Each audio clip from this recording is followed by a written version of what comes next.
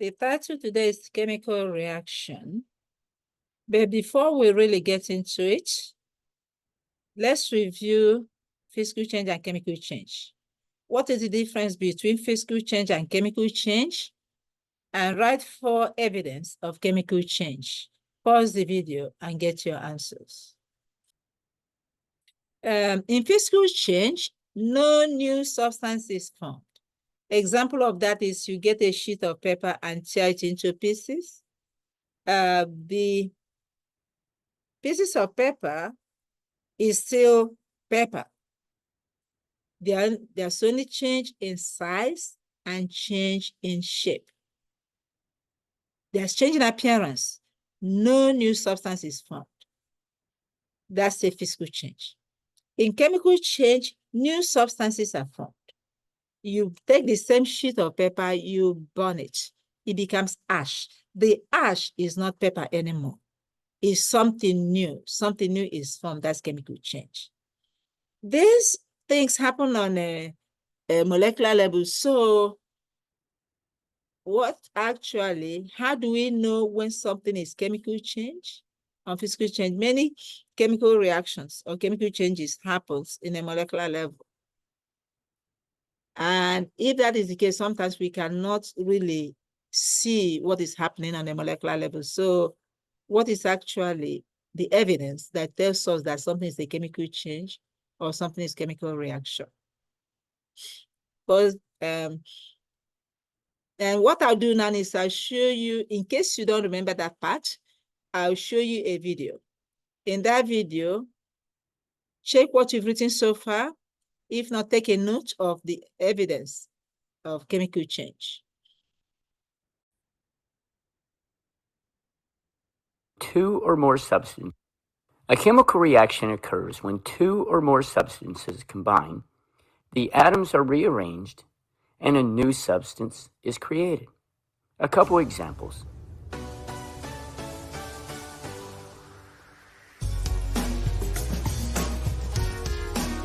There are at least 5 indicators that tell you a chemical reaction most likely occurred.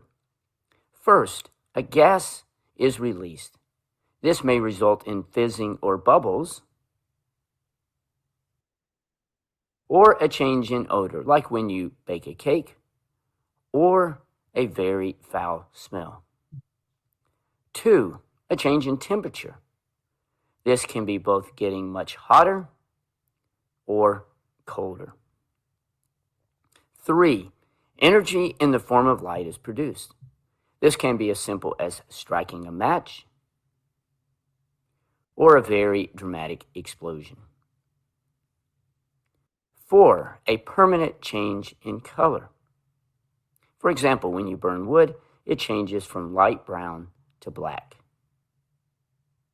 And 5, a precipitate is formed, which just means a solid is formed, or, as sometimes they say, a solid falls out of the solution.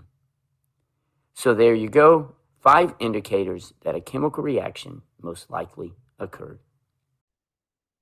Okay, 4 evidence of chemical change or chemical reaction is color change, production of gas, change of energy, heat or light, formation of precipitates. Okay, hopefully you got that right. Now, what actually is happening during chemical reaction? Okay, what is happening during chemical reaction is bonds are broken, but in this particular one, for this bond to be broken, heat should be applied. When heat is applied, this bond, you see this? It breaks. There's 2 molecules of that. This one breaks, then it becomes atoms. This one breaks too, it becomes atoms. And then this will rearrange to get this, which is a new substance. So bonds are broken here, bonds are formed here. Look at it again. You have, this one shows the bonds clearly. So you see the bonds that are broken.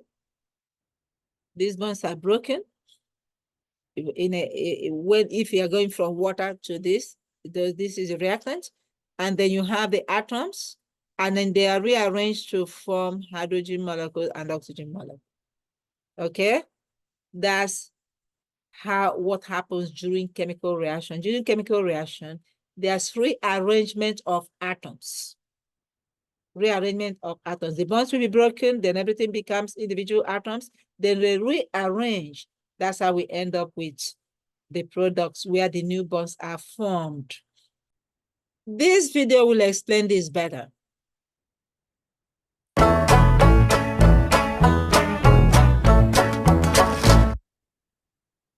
Have you ever wondered why we arrange things in a certain way when we want to prepare something? Suppose you are making a sandwich. You have 2 slices of bread and a kebab. How would you arrange your sandwich? Let's place both slices of bread together. Then we place the kebab on top. Is this really a sandwich? No, because it is not the correct arrangement for a sandwich.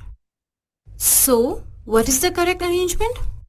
Start with one of the slices, now layer it with the kebab. Next, place the other slice on top of the kebab. Now that is the correct arrangement for the perfect sandwich. In the same way, atoms arrange themselves during a chemical reaction to form specific products. Consider how water forms from hydrogen and oxygen molecules. In the reaction, the bonds between hydrogen atoms in the hydrogen molecules break down. The bonds between the oxygen atoms in the oxygen molecules also break down. Then, each oxygen atom forms a bond with 2 hydrogen atoms, giving rise to a new arrangement in the form of water molecules. Did you notice? During the chemical reaction, no new atoms were created. No atoms were destroyed either. Just like the sandwich, the proper arrangement of ingredients or the reactants was all we needed to create a new product. There are 4 hydrogen atoms and 2 oxygen atoms on both sides of the reaction, just like the sandwich, which has 2 slices and 1 kebab. Let's do an exercise. To rearrange these atoms to form carbon dioxide? Here, 2 oxygen atoms break their bonds and form new bonds with a carbon atom. This new arrangement results in the formation of a carbon dioxide molecule. To summarize, atoms rearrange themselves during a chemical reaction. Bonds between the reactants are broken and atoms rearrange to form new bonds. No new atoms are created or destroyed in the process. Finally, the rearrangement of atoms in reactants form new products. So what is chemical reaction? Chemical reaction is the rearrangement of atoms to form a new substance. Rearrangement of atoms to form a new substance. In a chemical reaction, any substance is formed which is different from original substance we started off with. Okay? Now, when we have a chemical reaction, we started off with something and we end up with something. So, like you're cooking, you got all of these ingredients together. These are the reactants, and this is the product. Reactants form the product. Okay? Just like this. These on the left are called the reactants. These on the right are called the products. So a chemical equation has 2 parts. Okay? Reactants, the substances you start with. The products, the substances you end up with. The reactants will turn into the products. And then there are some information we must know in chemical equation. We have, this is chemical equation like we saw in the video. These little numbers tells us the number of atoms. They are called subscripts. And these ones are called the coefficients. In every chemical equation, you have the reactants, you have the products, then the subscripts again tells us the number of atoms. And then this is the coefficients tell us how many of these. There are 2 H2, okay? This one says that there are 2 water molecules. Then this G is telling us the state of matter. Is it gas? Is it liquid? Is it solid? Sometimes it's not shown. Then this is gas, this is gas, this is liquid. So the subscript tells how many of each kind of atom. You see that? It tells us there are 3 atoms of blue, 1 atom of white. When it's not written, it means there's only 1. 2 atoms of white. Look at this. 7 atoms of yellow. 4 atoms of red, okay? 3 atoms of yellow here. 2 atoms of green. Now, when we have like a compound, like everything here is a compound, is different arrangements, but still there's 2 here, there's 1 blue and 2 atoms of white. So hopefully you understand what the subscript does. Then for coefficient is this number in front. If it's not written, it means it's only 1. Here, there's 1 of this, only 1, okay? That's why it's not written. There are 2 sets. That's these 2 called coefficients. There's 1 CO2 here, it's only 1. There are 2 sets of water, that's why you have these 2. Another example of that, you see this? There's 4 yellow, that's why you have this 4. There's 3 red, that's 3. But if we are talking about how many atoms here, we are using the subscript. You see that? Subscript. Then this one is telling us there's 2 yellow, 3 atoms of red, but there are 2 sets of Y2R3. Okay? Let's see how the atoms are counted, because this will be needed in balancing of chemical equation and some other things we'll be doing. So if I have N2O3 and I want to know how many hydrogen atoms, how many oxygen atoms, it will be, these 2 tells me there's 2 nitrogen atoms. This 3 tells me there are 3 oxygen atoms. That's it. Then what if I have this? You see, there's coefficient here. That means I have 2 sets of water molecules. 2 sets. So if I'm to figure out the number of hydrogen atoms and oxygen atoms, now, there are 2 ways of doing it. This is something many of you have done in your math class. 2 times 2. There's 2 of this. This is telling me there are 2 sets of this. So if I do this, I get the number of hydrogen. There's 1 here times 2. It tells me the number of oxygen. Look at it here. 2 sets. So I can choose to say 2 plus 2. That's 4. 1 plus 1. That's 2. Okay? Then for this one, this means this is telling me that 3 sets. There are 3 sets of this. Okay, if that is the case, and I want to figure out the number of hydrogen, carbon and hydrogen atoms, again, this, if there's no sum, it means 1. 1 times 3, that's 3 carbon atoms. 4 times 3, that's 12. Or I can say 1, 2, 3. 4 plus 4 plus 4.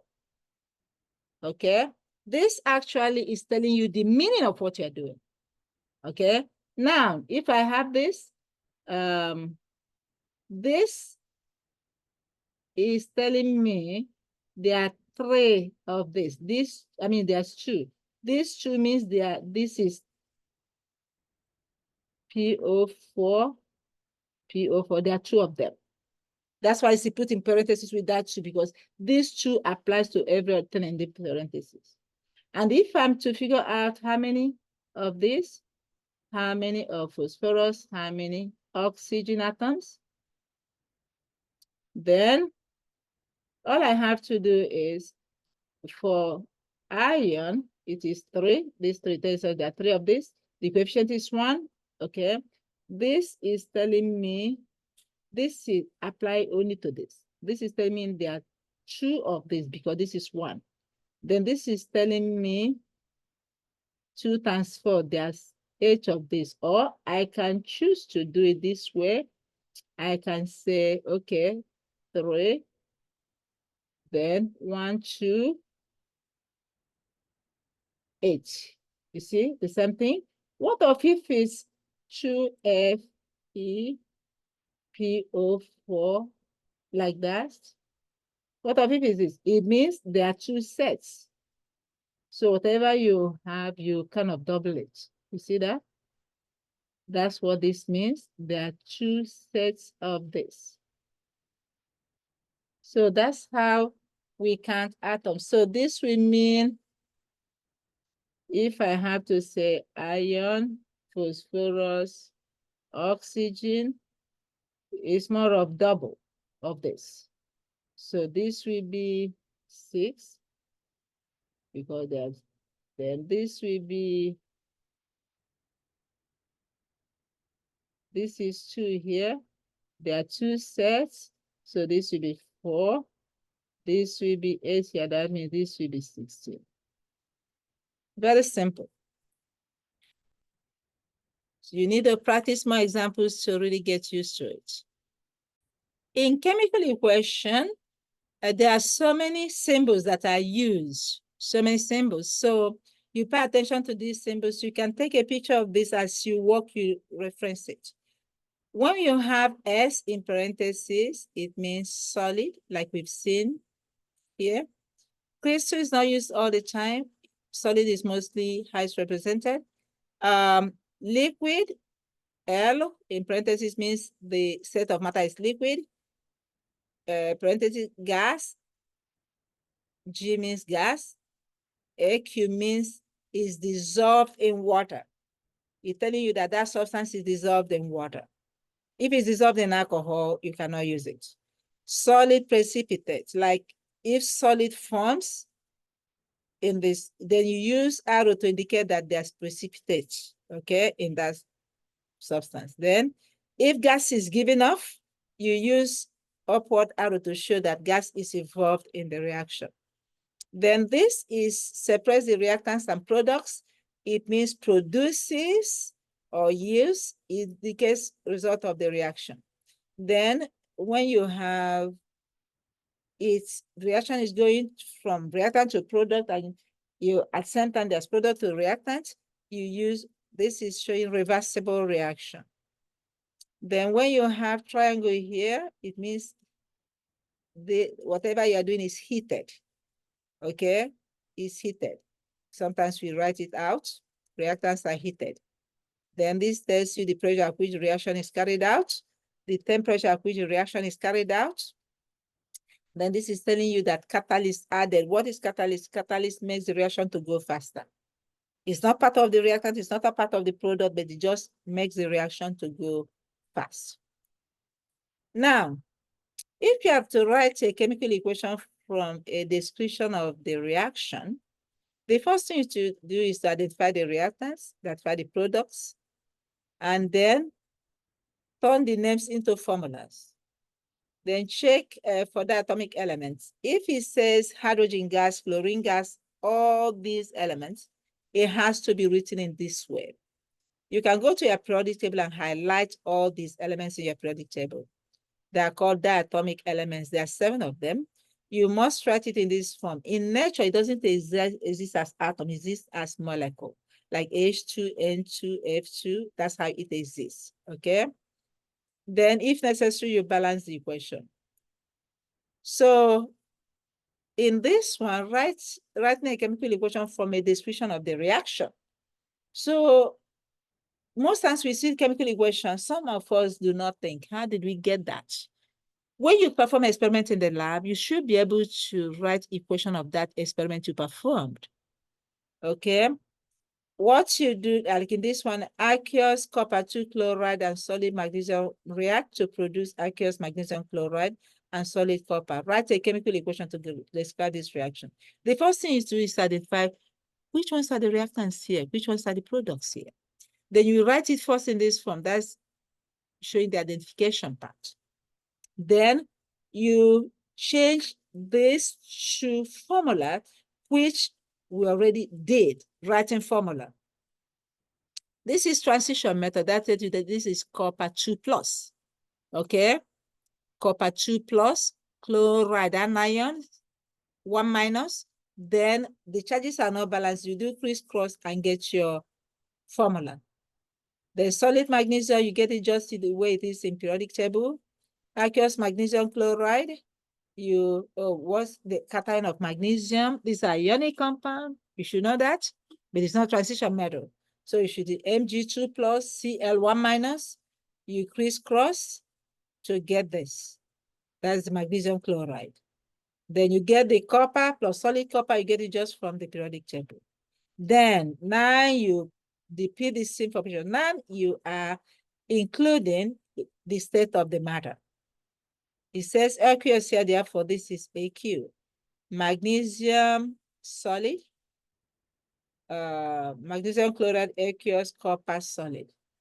And that's not difficult. Now, I would like you to pause the video. You can choose how you want to show. What I want you to do here is to identify the reactants and the products. You can highlight the reactants, underline the products, or you can use another way. You can circle however you want to do it, because I'm not seeing your work. Important thing is for you to understand what to do. And then for the subscripts and coefficients, you highlight the subscripts, or again, you can choose how you want to share. What I want to know, do you know which ones are the coefficients, which ones are the subscripts? So pause the video.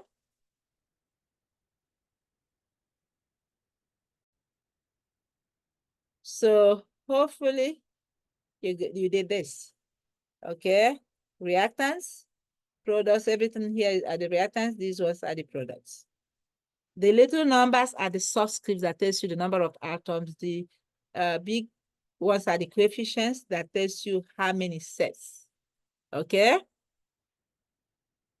Now, these are the challenging questions I would like you to do.